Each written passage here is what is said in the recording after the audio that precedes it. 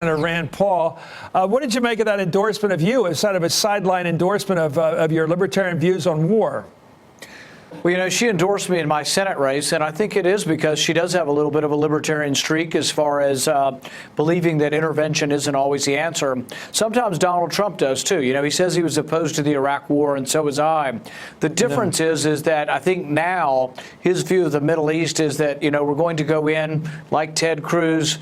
We're going to make the sand glow, and we're going to bomb the hell out of them and carpet bomb them. And I have a different approach. I don't think that I think we may end up creating more terrorists than you kill if you're going to do indiscriminate bombing. So I don't think that's really the answer.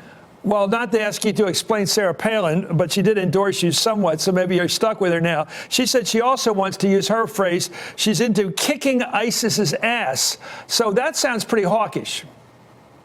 Well, there's the rub, is how are you planning on doing that? I don't think ground troops over there is a good idea, and I think that the ultimate victory is going to have to come from Sunni Muslims defeating Sunni Muslims. So if you're in Tikrit, you're never going to accept Americans there. We can win, we can defeat ISIS, we can push them out of Tikrit, but if you're going to leave 1,000 soldiers there or 5,000 soldiers there to patrol Tikrit, ultimately there becomes the back current of Sunni Muslims planting bombs wherever our soldiers are. They will accept, I think, a victory, and it's an important victory for Islam.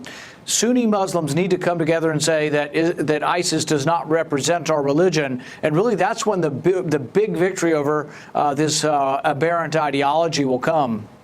Let me ask you about Palin's role. Well, I don't want to bug you with Palin's role. That's not your job. Let me ask you about where do you think libertarianism is going to end up in this race, whether you win or lose? Is it going to have an impact in 2016 in your party?